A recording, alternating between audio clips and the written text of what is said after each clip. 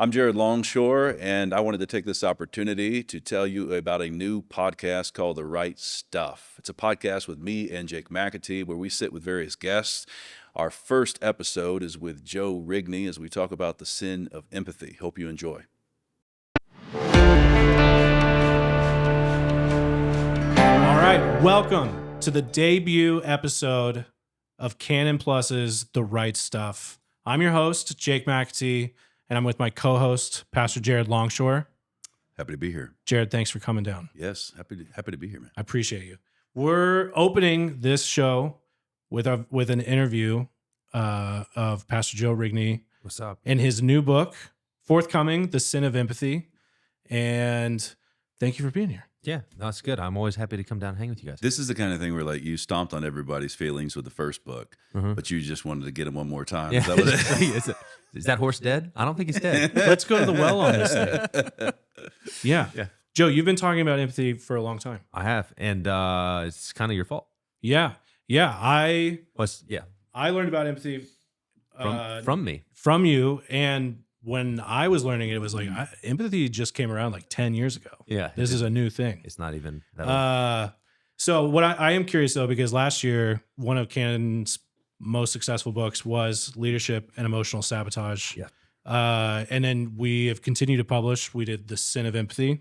Yeah. So you're just not done? Or, Yeah, is this so you stepping on somebody? Basically, I would say Sin of Empathy came first in the sense of like I was writing on it. We did Man Rampant. Yep. And kicked up the hornet's nest, and the great empathy wars of 2020, that kind of thing. And then we did Sabotage. Like a lot of the content in Sin of Empathy was written before, and it just needed to be like massaged. It needed to be like formed, and so it's almost like it's like a prequel. So it's like technically it's a follow up, but it's actually it's like Star Wars. Like you got to go do the prequel. So Sabotage is the solution, and then Sin of Empathy is like deeper dive into like what the actual problem is. Now you did this. You did Sin of Empathy, Man Rampant, a few years ago. 2018, 2017, we filmed it. Yeah, so I'm interested in that time. Did you like when you're there recording with Doug? Did you know?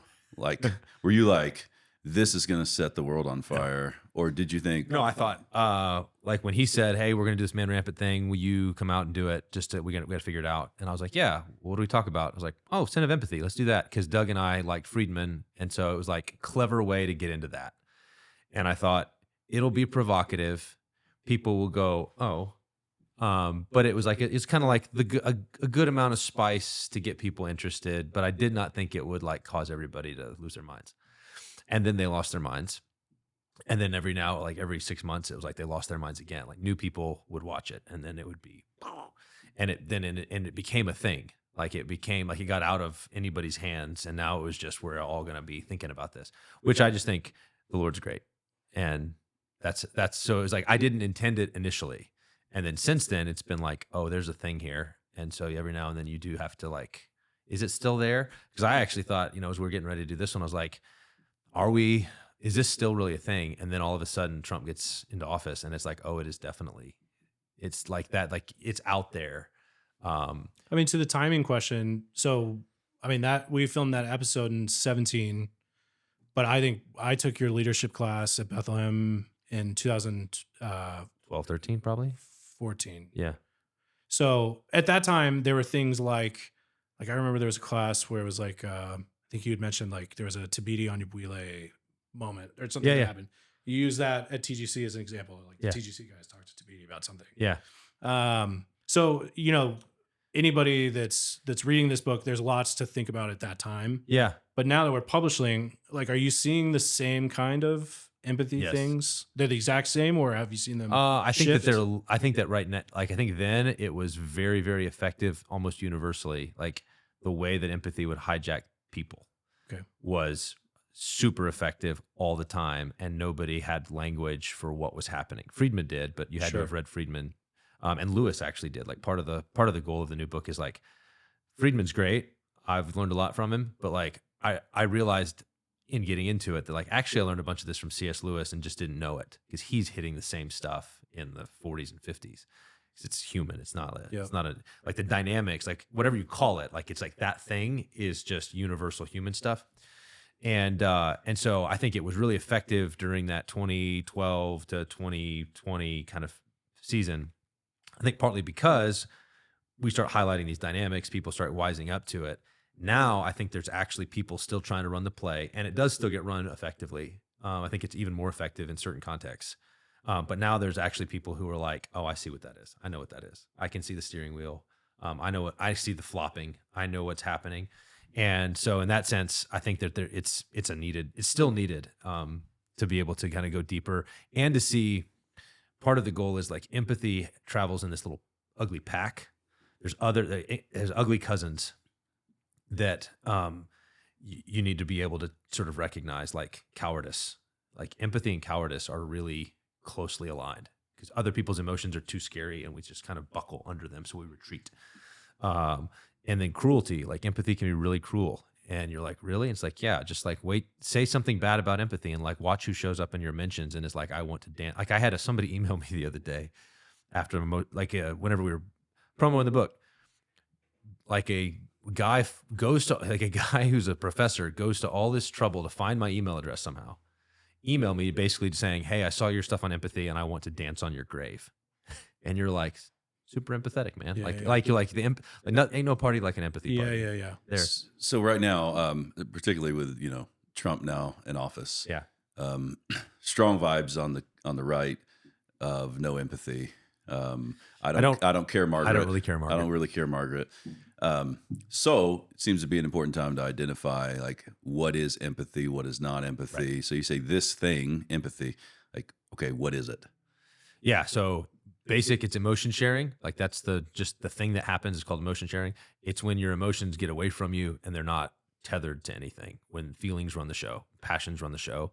And then empathy means they run everybody's show because now we're all connected and your emotions feed into my emotions, feed into your emotions, and it becomes a big just ball of feelings that just careens around. That's the thing. And then leveraging power. This is Friedman's insight. Like when empathy is running rampant, it's a power tool in the hands of the sensitive. The weakest, most immature, sensitive, reactive, passion-driven people set your agenda because everybody caters to them in the name of compassion. So that's like the base kind of thing. But then you have to realize like how it actually builds a cultural dynamic. And once you realize what it is, you start to see it and you're like, oh, underneath that is this empathy thing. And that's some of like what's hard is like I can describe stuff, but at some level, at some point, you just have to show people. Like something has to happen. And that happened all through the Man Rampant stuff.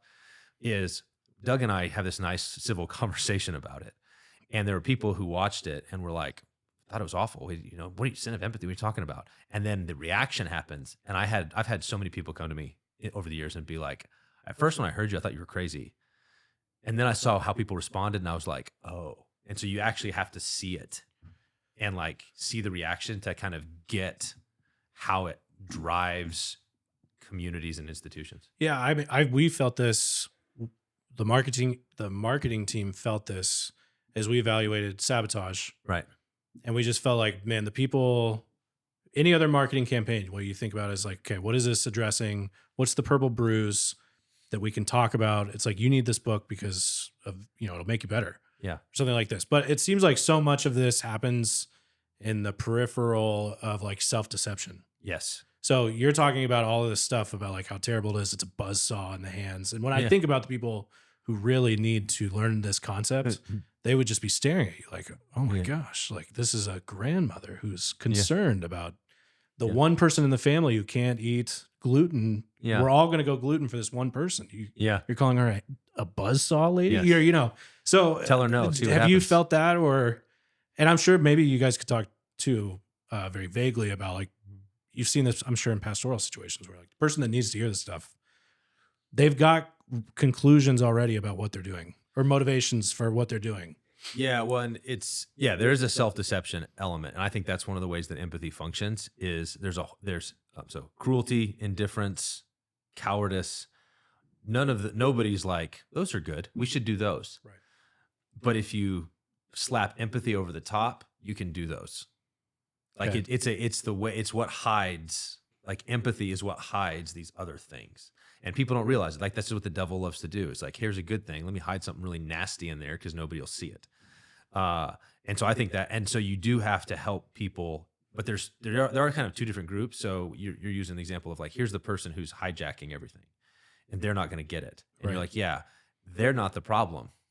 Oh, Like yeah. people It's the think people- yeah, think yeah, that yeah. the person who's steering is the problem. My whole point is I'm not talking about that person as the problem. I'm talking about everybody else who's going along with that person as the problem. They wouldn't be a problem if everybody else had some sober-minded backbone, and wouldn't give them the steering wheel.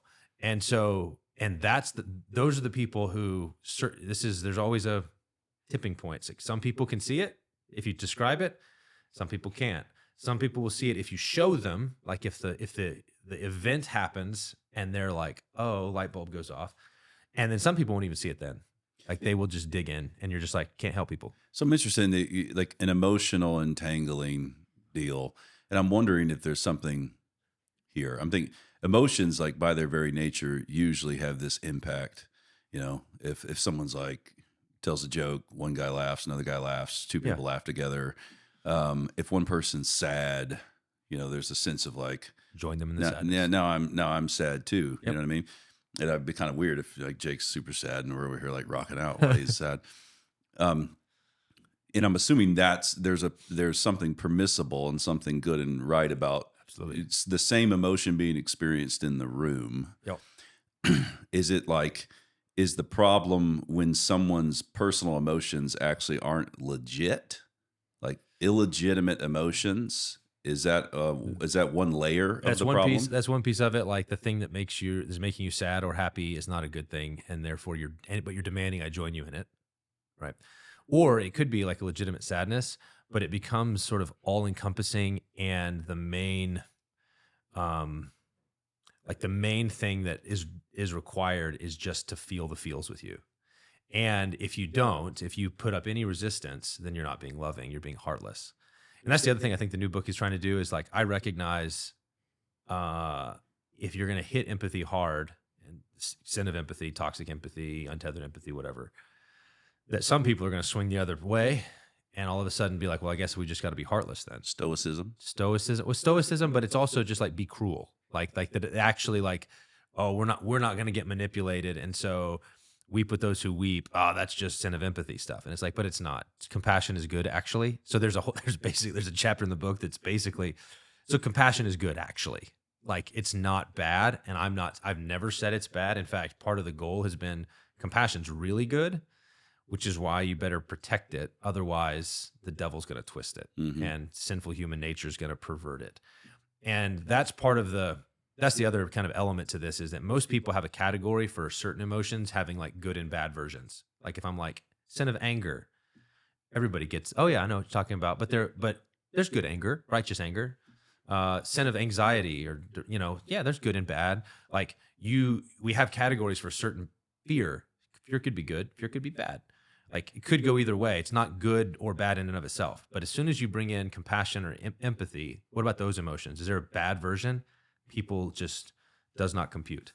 And then it's like, well, that's going to be, if this Doug always does this little thing, right? Like if I were the devil, right, what would you do? And it's like, that's what you would do, is find the place where nobody's going to look and hide stuff there that just destroys.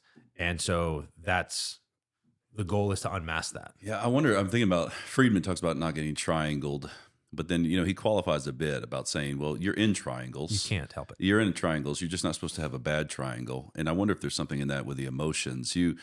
If your fellow Christian brother is sad, then it's permitted for you to have sorrow with him, that kind of thing.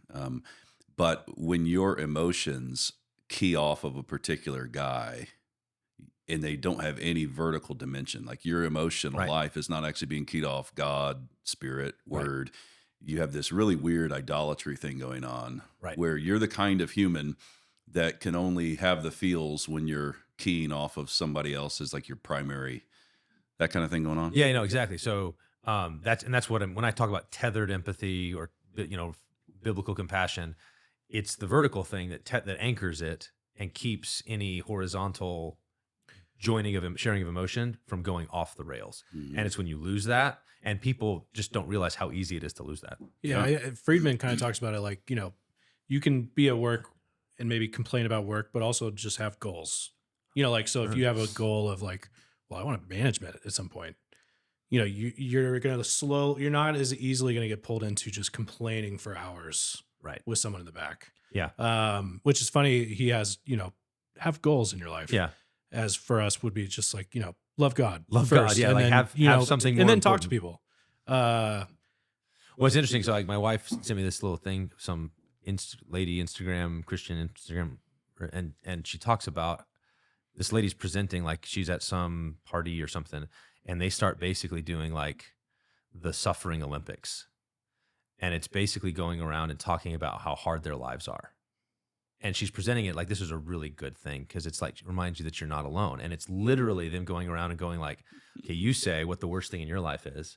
Now you go. And then I'm going to go. And then you get to go again. And we're just going to keep circling this drain. And it's just like, I cannot imagine something more like counterproductive than like wallowing in this. And the whole idea is like, but if we all feel it together, then we'll be able to share this emotion of sadness and maybe laugh at it a little bit. And that'll be good for us. And I'm like, yeah. And that's like a little back rub for your passions that will just take, oh man, I don't want to be in that church. Mm-hmm. I wonder if there's something fundamental here.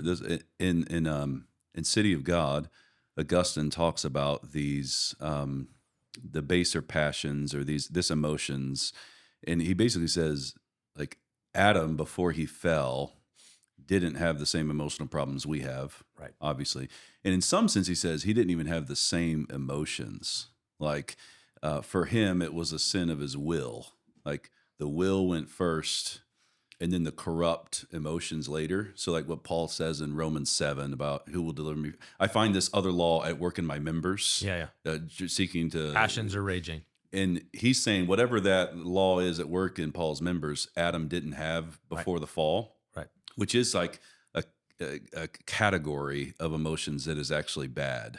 Like something like it's almost different than all the other emotions you're supposed to feel. There's some kind of now baser flesh deal where we want to be pulled along that actually takes mind and heart to resist. Yeah, you have to have fortitude to overcome. Yeah, and it's upside down. So Adam wasn't upside down yet, right? So he God was up here. His mind and will governed his passions, so he was right side up. When he sins and he violates God's law, he loses God, and so then this thing becomes in charge. And then all of us have been born in a human nature that's corrupt, meaning the passions run the show until grace intervenes. And so the gracious intervention of God is to restore control of you to you and to not let you be swept away. Emotions are good, but they need to be governed. And so, and a lot of this, again, is in the Sabotage book at a base level, but like there are dimensions to it in terms of the dynamics that are, feminism. There's a whole chapter on feminism in the new one, because it's like people don't realize that like there is a feminism thing that elevates the emotions because women are more empathetic by God's design. Like they share emotions more easily. They think emotionally, feel like their emotions do something different for women, and it's good. But it's bad if you want them on the perimeter and you have to like draw some lines. It's like that's not where you want the emotions to be governing. And so you let feminism in, and you're going to have highly empathetic blobs everywhere. And so there's stuff like that like people to connect dots between these other elements and show how empathy is one component of this toxic cocktail that hijacks and destroys families and churches, communities, and nations. That's the goal. Yeah. Since you brought up women, Augustine goes right on in that same section. In the same section, he just goes, look, the text says that Eve was deceived, not Adam. Yeah. And he then explicitly says it doesn't say Eve sinned and not Adam. So Adam sinned, but Eve was deceived, and Paul picks up on that, right? Yeah. And so it grounds that for certain ways that the church is to be governed. And so I asked them, I said, are women generally more easily deceived? And of course, we have some pretty solid students. So every kid was like, yep. Every You're like male and female in the whole room. right. And I say, if you get over like this younger generation is already primed for some healthy growth here, because like our generation dealt with DEI, all the false charges of misogyny, Right. and it's like the younger generation coming up, I'm sensing they don't have any time for that. Not the new right, the conservatives. And so if you can just know that this is something about the constitution of woman, right? Weaker vessel, more easily moved. Generally speaking, you can find specific exceptions to this rule. It's actually freeing. Like God made you this way. I said, you're also, I think women are more easily moved by the Spirit. So the Spirit's at work, and the ladies know exactly what's up. They're like, this is women's intuition kind and of the stuff. man's in the furrow, and he's like, she's like, hey, the kids need help. They'll be fine. Like, no, really, they're drowning in the pond. Like, oh, okay. Yeah, right, yeah. And, Abigail Dodds wrote this great article one time where she's like, a woman's empathy makes her a great first responder. Like she's intuits emotions much more easily. Well, if the goal is like comfort and help and care, it's like that's what you want. She's going to be there quick, and guys are going to be like, wait, what's happening? But then that's the thing is like, do you want that same emotional dimension when it's like we have to draw some clear lines and people's feelings are going to get hurt? It's like, no, it's not gonna help there. It's actually, and especially because men really struggle with female agitation. Like when women are agitated about things, like men kind of have to do a little bit of this, and it takes some courage and fortitude to be able to go like, no, I can take that. It's okay. I'm not worried. But that's a skill and a like spiritual discipline to be able to develop that kind of fortitude. And and in a culture where all the policing is done to be like, no, be sensitive, be sensitive, be sensitive, and be humble, be humble, be humble, then it creates it's a big steering wheel on your back. Well, like what you just said, I think at one point, I don't remember if this was the marketing or, but can you be someone who can endure, the frown of your wife, or, if there's something that, if you're making the right call, could you endure that? And I think to what you were just saying about the generations that are dealing with things, I think when I say it, all of a sudden there is somebody in the back that's just like, this is going to be clipped and used as like, can you endure? Can you just like browbeat your wife? Yeah, right. Then you're a dude. Heartless. Way to go. You know what I mean? But it sounds like you're saying like maybe a new generation is just like, nope, I know what he said. Context seemed obvious that he made a call that was unpopular, but yeah, well, I think stood by it. The teachings always needs to happen, because at the end of the day, these are intricate matters. Your reference about husband and wife, male and female. I've seen many husbands go wrong because the emotions of the wife, when she's telling you like what you did wrong and you legitimately did something wrong, it's most likely if she's going to be expressing it to you in feminine fashion, there's going to be some flourishes that you don't understand. Yeah. And the counsel is like, take the substance, dude. Like take the substance, let the flourishes do the flourishes. If you try to chase the flourishes, but all of a sudden you're doing like the male female thing, like but I think you put a little bit too much pizzazz on this problem, and then it's gonna be like, I didn't put too much pizzazz on that problem, and then you get another flourish. So the emotions of, you're speaking to a woman, she speaks this different language, and you actually have to like not bite on the emotional part, and don't get offended, don't get flustered, because then the emotional tangle starts to come. Now she's stirring your emotions. Right. That doesn't mean you don't listen to what the substance is. Like take the substance. And that's live with your wife in an understanding way would be an example of like Peter commending like a good kind of, call it empathy, like get inside her head a little bit. Like what's it look like from her vantage? And I'm like, I'm all in favor of this, which is the sort of thing that's weird to have to say. Like I'm in favor of like, yes, imagining what it looks like from someone's vantage point, but you're the sin of empathy guy. And I'm like, yeah, because that thing gets hijacked easily. And we don't realize how easily it gets hijacked. And we do, back to your point about self-deception, we tell ourselves very compelling stories to rationalize all the compromises we do. And empathy, compassion, pity is usually a key element. There's other elements, but that's a key element. Yeah, I had the feeling when I first read Friedman, and I hope that your book is giving to people, is we don't come off the line ready for life, like emotionally ready. Like whether it's like the telling yourself these things. You recently did content on Lewis's Till We Have Faces. Yeah. And it's just about a story of someone who just got by their own retellings. Yeah. You know, they just were totally, and then one day totally humbled, and then God breaks in. You have to have God has to knock you off that horse because the story you're telling yourself is not what actually happened. But we're very compelling liars to ourselves. yeah. And but in order for lies to be really compelling, there has to be something true or good in it. And so that's how this works. Is that's where the good stuff gets twisted. Yeah, just telling on myself as someone who got, you know, was very humbled doing the Friedman and that class back in the day. And yeah, I hope that your books are continuing to do that kind of thing for people. Empathy pilling. That's what Empathy pilling. Yes. That's what I do. I did want to show you. Yeah, this is going to be good. You were tagged in this several times, I believe. Yes, everybody thought this. I really needed to watch this. This is super fun. So this is because I think it is a good example of if you can watch a clip like this and kind of start deconstructing what's happening. Okay. People will be able, it helps to go oh, I've done that.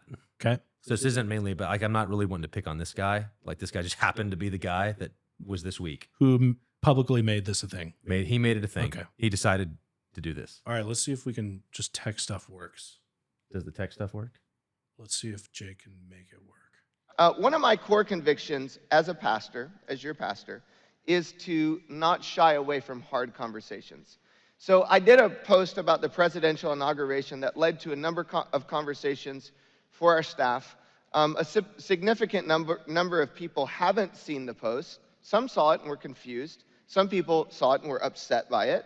Some of you saw it and thought nothing of it. Some of you looked at it and loved it, and all of those categories exist.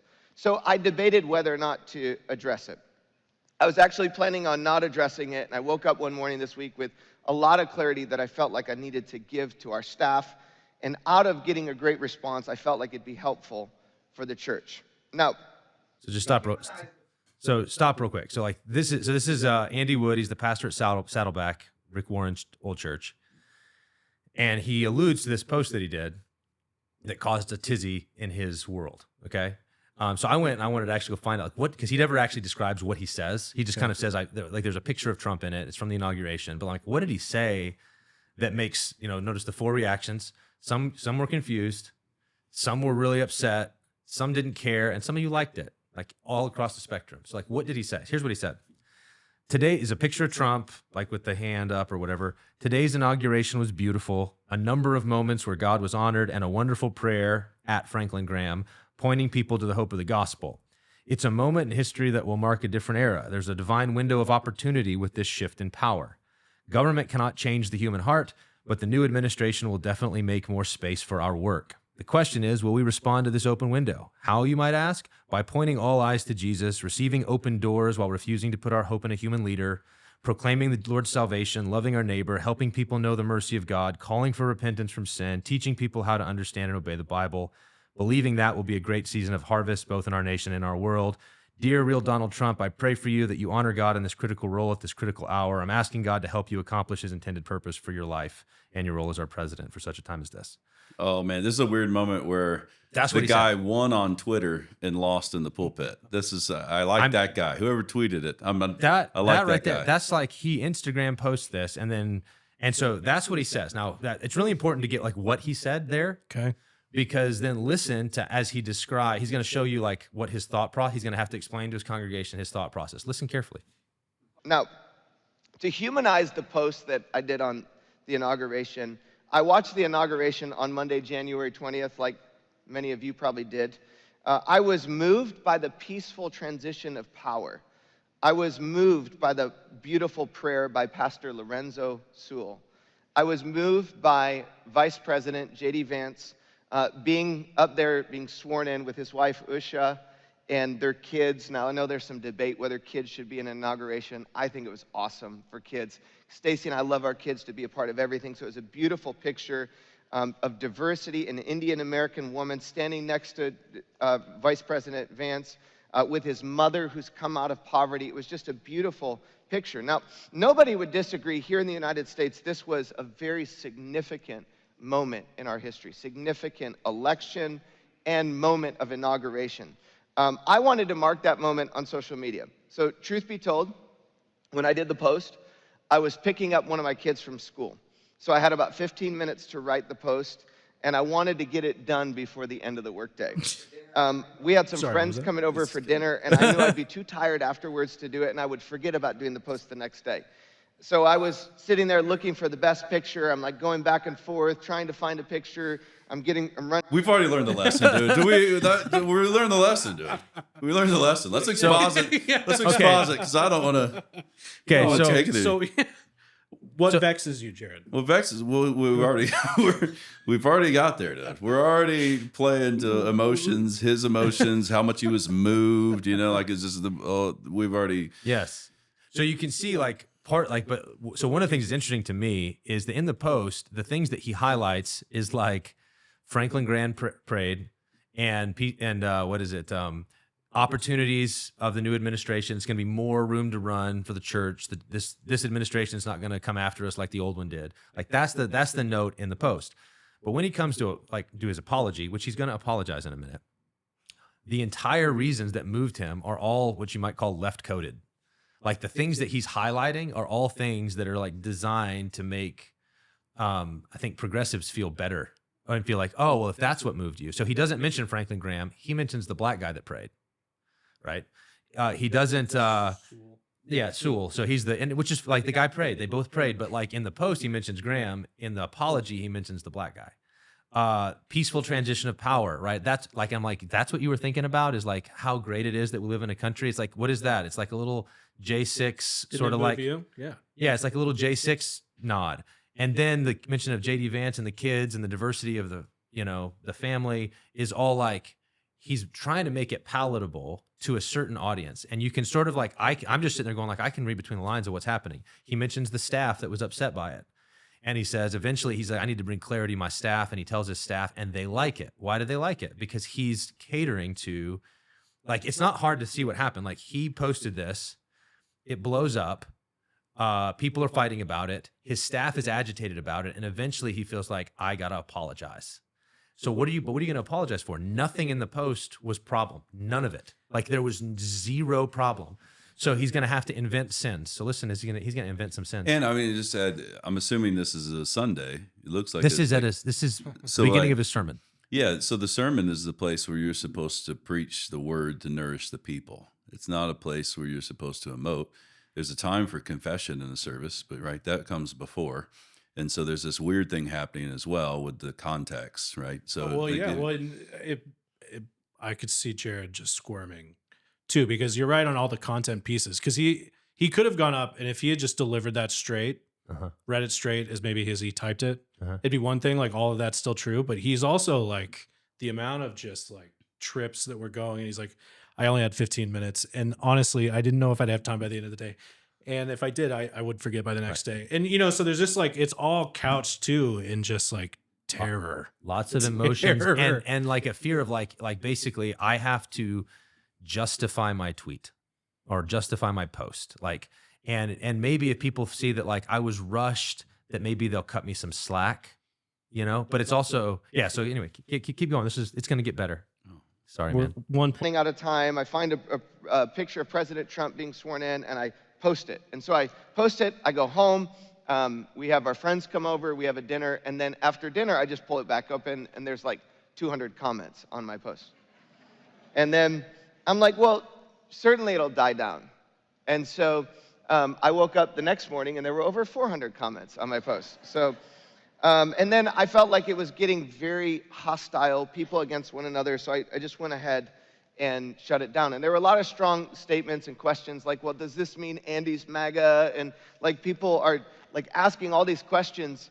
And that's why I felt like I needed to address. So again, perhaps if there was more context leading up to a post like that or a different picture, it would have given less of a stir for some people.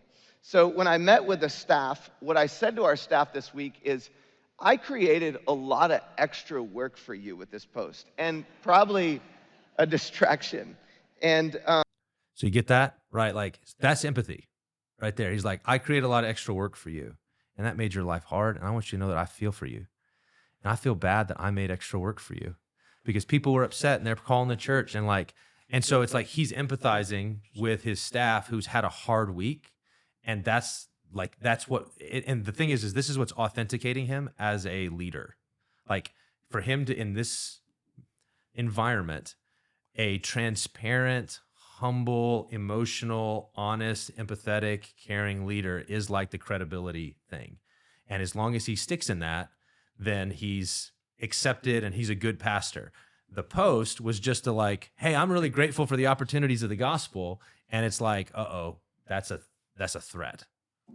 So like him being worried about how hard, but so when I hear it, I go like, but if it's the staff of the church and people are upset about that post, that's the work right there. Like that's like shepherding needs to be done. Somebody should be shepherding those people. And you're like empathizing with the shepherds who are having to deal with emotional people as opposed to dealing with the emotional people. Yeah, that's interesting. There's a phrase, I've heard that before. I made a lot of extra work for you. It's like, that's the leader's job. Like you're supposed, if you're at the top of a hierarchy, you're supposed to be making more work. More work creates job opportunities. Like now we have a new spot on the team because we have more work to do. That's another weird inversion. Like people do that. I need more work for you. It's like, dude, as if that's what you're supposed to do. As if his job was to make their life easy, and he made their life hard, and he's sorry, and he's going to be sorry about that. It's probably their least favorite kind of work, answering whether or not their pastor is MAGA. Right. Well, and that's the other thing. So you hear that. You hear that, like, people are asking, is Andy MAGA? And it's like, did you read that post and think this guy is all in on Trump? And it's like, you didn't. But that's the thing he's afraid of. That's the little label. Like what's the steering wheel he's got on his back? It's like, don't think that I'm MAGA. Because if you do, then that would be bad. And so I got to do whatever I can to make you realize I'm not MAGA. I will do it, including abase myself in this way. There's a silver lining here because this is your leadership and emotional sabotage book. So what's happening in this church right now is it's being hollowed out. It's becoming vain. It's becoming weak, which means that emotional sabotage at a leadership level results in that entity being deflated, results in that being hollowed out. Real labor, real leadership has substance. Now we buy more land, we have more work, we have more things to do, we have more people. Right. It's kind of an encouraging note. Like basically, emotional sabotage is a big problem, but it's always going to be something that's losing. Well, and I expect, this is 2 weeks after the post. So like, I think he actually probably stood strong for 2 weeks. Like in other words, I think there was this like, I don't want to do it. He's wrestling with it, and eventually he buckles. And now he's got to explain to himself and others like why he buckled. But like, if you keep going, he's gonna get even better. So I just said sorry to them. And I want to say, if I created extra work and my post was a distraction to you, I'm sorry. Genuinely, I'm sorry. For our staff was working really hard on lots of other things, and then this was, for many of them, dozens of hours. So genuinely, I'm sorry. Can we talk about sorry? Can we talk about sorry? For dozens of hours. So when you say I'm sorry, it's a statement of your emotional life. It means you're telling everyone about your sorrow. And so I highly recommend not using that word, but rather just to say, I was wrong, please forgive me. Now, the problem is he shouldn't be saying that anyways. But when you actually do mess up, I always say, like, when you mess up, I told the guys, like, if you mess up in your home, and you're dealing with your wife, don't take the stage and now emote to her about how sorrowful you are, right? She just wants to hear, I was wrong, please forgive me. And she wants you to make it right. She wants you to not miss next time. So be resolved about that kind of thing. Don't do do this with kids, do this in all your relationships. We don't need to know about your internal operations when you've flunked. From home or the pulpit? Definitely not the pulpit, yeah. The second thing that I think is probably a bigger deal is that my post created some confusion. And that's what I want to address. Some of you might have been confused about my level of love for people or groups in our church who are having a hard time with the new administration. And I want you to know from the bottom of my heart, I love you.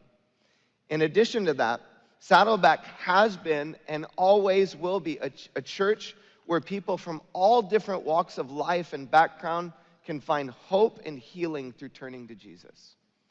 In addition to that, some of you might have been confused by my post or the fact that I put up a picture of President Trump, that I think he's flawless or that I agree with every one of his actions, and I certainly don't think that or believe that. It's very clear that President Trump is a human. He is not the savior of the world. And all followers of Jesus should have a hard time when the label Savior is given to any human aside from Jesus. And there are sins on the right side of politics that need a warning and need to be kept in check, such as greed and bigotry. And these things very easily can creep into thinking or rhetoric and have no place in the life of a follower of Jesus. So, from my heart to you, if I've confused you, I'm sorry. Genuinely, I apologize. So okay, so there you have this thing, like he's making up sins, right? He's apologizing for creating confusion, but what he's doing is he's dignifying. So like if somebody came to him and said, well, you must think, you posted this, you think Trump is flawless. Like that's the most insane thing someone could say, and he's taking it seriously. Why? Because they're agitated and emotional. So he's going to dignify insane accusations. You think Trump is the savior. The post literally says we don't trust in human leaders. Like he literally says that. But the accusation he's hearing over and over and over in the background is you believe MAGA is the way, you believe Trump is the savior, or you're associated with people who supposedly think that. And it's like, you need to demonstrate, prove to us that that's not true. And also, there's a whole bunch of people here who are hurting and scared now because they think their pastor is MAGA. And so if you're here and you don't think I love you, like insufficient love for you, he's going to reassure you of his love. And so it's like, again, it's insufficient empathy, because empathy is what's going to establish credibility in the eyes of certain people in his congregation. But it's a very select group, but all he's doing is telling them where the steering wheel is. Like he thinks that by doing this, it's going to make it go away. At the end of the clip, he's going to say, I hope this is going to move forward to greater unity. And I'm like, all you're doing is setting yourself up for more of it, because you just showed them the play. If you do something they don't like, all they have to do is bang loud enough on the door or on your staff's door, and you will eventually cave. He thinks he's putting it to bed, and all he did is just inflame it, which is really unfortunate, because I like he's trying to quote unquote do the right thing, but instead of being humbled before God and going, does God think what I did is a sin? The answer is no. But do the people in my congregation or on my staff think that what I did was bad? Yes. Great. Then I will genuflect before them. I will humble myself before them. I will be empathetic towards them. And in doing so, I'm just going to create more problems. Yeah. Some of you might still have that question. And after seeking the Lord and praying about it and discussing it with Stacy and the elders, I have a conviction that it is the right thing to leave the post up. I believe we are in a critical hour of the church as a whole in the United States and globally, and the enemy preys on confusion. God works with reality, and God would want to use this moment to cause division. And I believe God actually wants to use this moment to bring our church to greater unity. So that's where he ends. It's like, use greater unity. It's like he just fed tribalism in his church because he was empathetic and he got steered. And I think it's he actually, at one point in there, he talks about how he was hasty.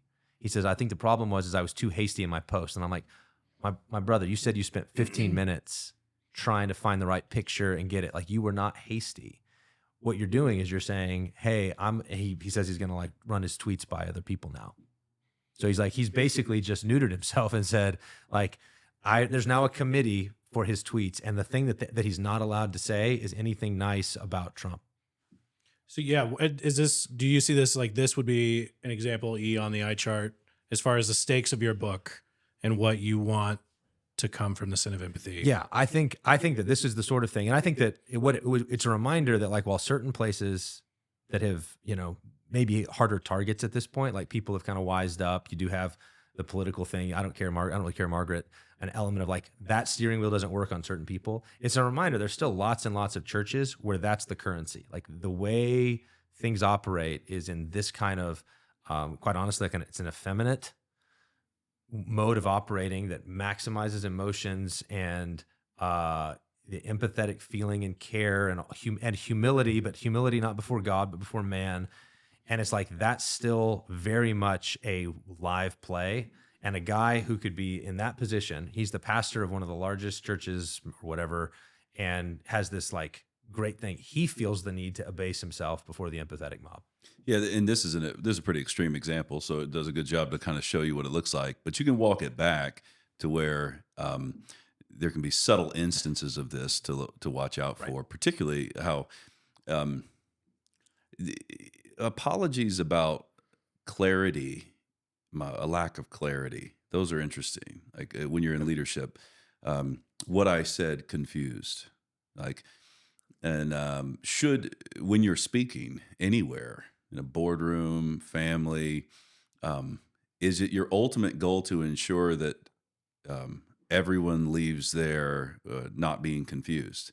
I mean, look at Christ showed up and said, "If you don't eat my flesh and drink my blood, you have no part in me." Yeah. We'll see you guys later. Like, Yeah. and Yeah. it's just, That was a dud. 94% of the people left. Like, they were that like, wasn't even there like was half lot the room. of, That was This is a people hard saying. unsubscribing, right? I mean, it was a big unsubscribe Yeah. moment.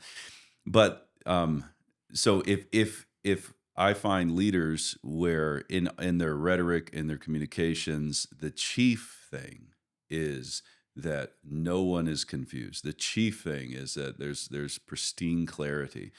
That actually diminishes your communication, diminishes your leadership, right? You'll never use an analogy, you'll never use a metaphor, because you want to ensure that it's kind of got this precision. And then that's often something people come back to, and they're like, "Well, you don't need to apologize, because you didn't do anything technical, but you should own that you weren't as clear as you could have been." right. Like, dude, you're never as clear As you could have been. And what it does, like, and I'll say, like, in my own life, like, it's given how I love clarity, like, clarity is like, I want to be clear.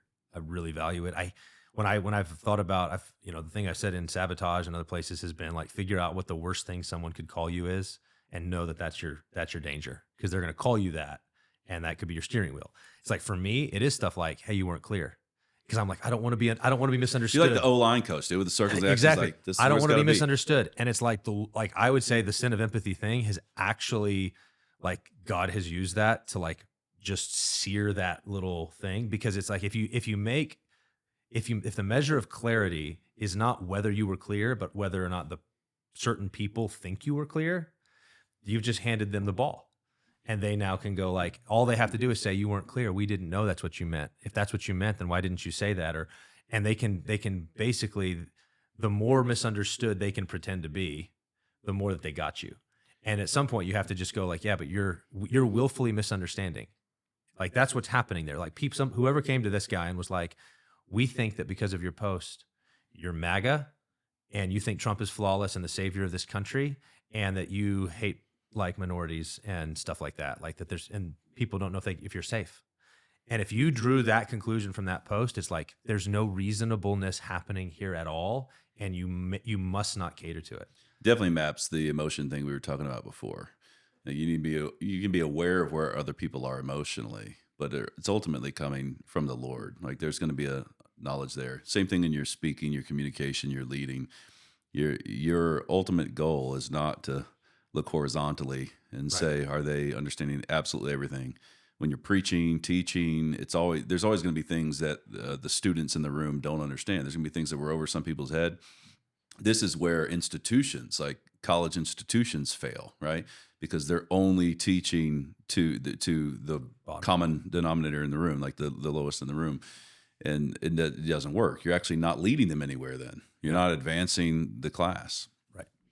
Last question for me, Jared, feel free after, but I'd be curious from both of you.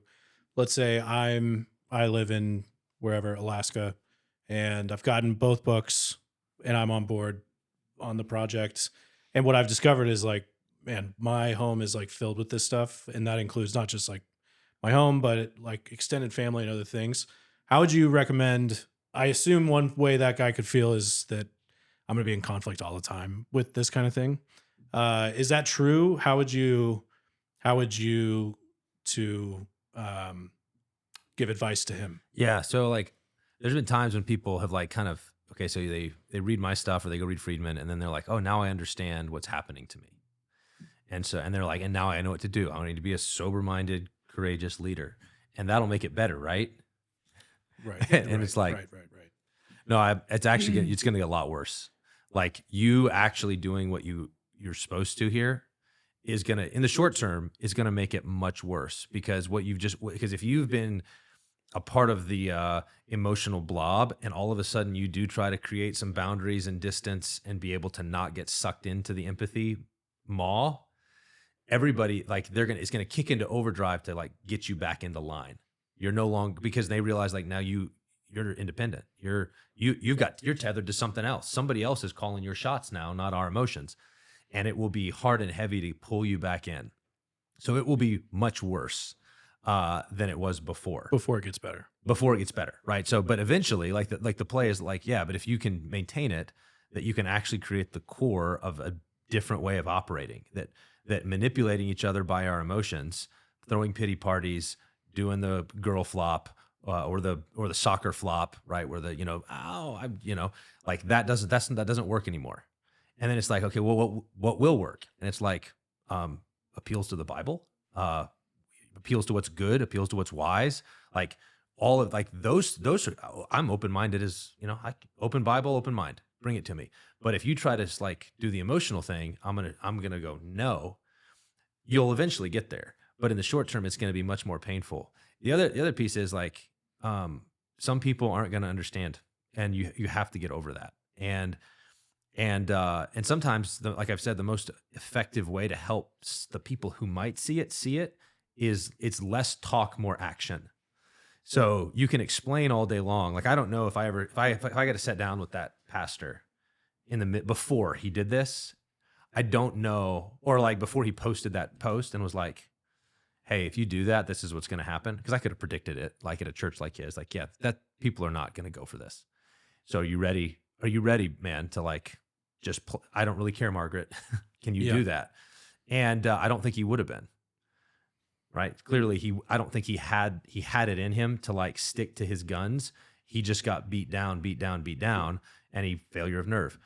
But some people, like in seeing it happen to others, will have a little light bulb go off. Like, oh, and so sometimes what I say is, in a home where this is going on, it's like, and nobody can really sees it. It's like, here's something. Take a stand, flex a little bit, right? Don't go with the mob. Don't let the thing steer you.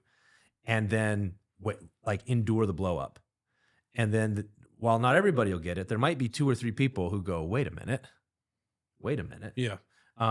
Just from watching the bomb. Watching the bomb go off, like, right? Like the bomb went off and now they go, oh, there was a bomb. Oh, they got upset about that. That doesn't seem like they should. And it's like, yeah, then now there's an openness to hearing something because they've actually seen it in action. That's good. Yeah, the first thing that guy needs to do is make sure that he is right about what he sees, because and somebody will try to hijack this idea. In every hierarchy, there are certain cultures, there are certain customs. There's a unity of mind in the hierarchy, and you can find climbers that would be happy to use this to their own ends. So, right, they're gonna be like third guy down the rank. And they're thinking, I've noticed that we kind of follow this leader. Like, he tells a joke, everybody laughs. The sin of empathy, It's like, and so, are you sure that people are manipulating emotions? Are you sure that there's a disease here? People are actually not looking to the Lord and kind of that kind of thing. Now, let's say you actually do identify it. You go, yeah, this is going on. There's emotional sabotage. There's all this stuff. Then it depends on what hierarchy you're talking about. I mean, are you a son in a family? Like, if your family's riddled with this stuff, that's different than if you're in an organization. So if you're in the family, it's like, well, it's your family, so you're gonna have to stay in. You're gonna have to apply these principles Joe was talking about. If you're in an organization, it depends on where you're at in the organization. If you're way down the chain of command and you really boy, this thing is everywhere. It's probably just time to cut bait. It's probably time to get out. Exit strategy. You're not in a position on that particular battlefield to change anything within that organization. You give it a go. Give yourself a clear red line. If this does, I'm going to go here, and if this doesn't happen, I'm out. If you're closer to the top of that particular hierarchy, then you actually have a chance to change things. So you're going to have to make some judgment calls. But this, as much as this could be used by a climber to his own ends, it's also, in a good way, a truth that moves people out of institutions and organizations that are riddled with this stuff and gets them to greener pasture. So grass isn't always greener on the other side. but you have to be honest about where you're at within the system. That's good. Well, thank you, Joe. Thanks for Yeah. coming. And thanks everybody for hanging out on The Right Stuff.